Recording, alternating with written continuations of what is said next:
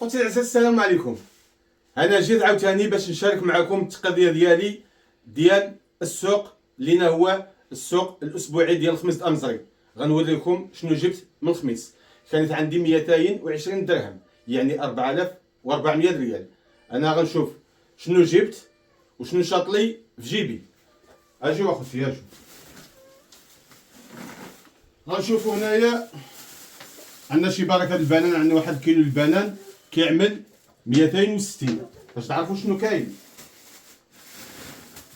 مطيشه كنعمل 5 دراهم للكيلو. هنايا 2 كيلو د مطيشه. هاد المندرين هذايا كاين فيه 2 الانواع، كاين مول الورقه وكاين هذايا هاد الصفار. هاد المندرين هذايا زايد في الثمن على هذاك اللي عنده الورقه. هذا حسبوا لي ب 6 دراهم. هنايا 2 كيلو. يلا كنكفي العيال يتسمى على حسب السيمانه. العيال عندهم مع المندالين.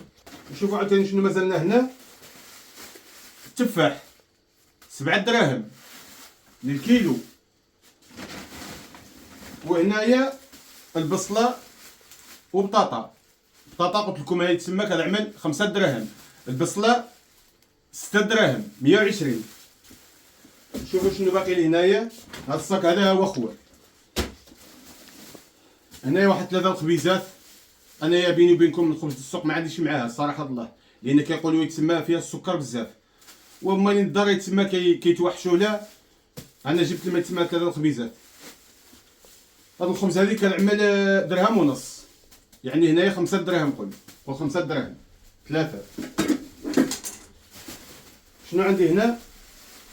هنايا عندي القرعه على حسب الطعام، والمكوار، والربع، وواحد الميكاب الحار.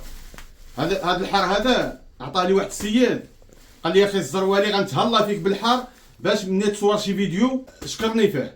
انا كنشكر هذا السيد اللي كيبيع تسمى هذه المسائل هذه. شكرا بزاف اخاي، شكرا بزاف لانك تهليتي فيا، والله يجازيك بخير. غير الكلمه الخير اللي كتقول فيا هذيك هي الربح، وهذيك هي راس المال.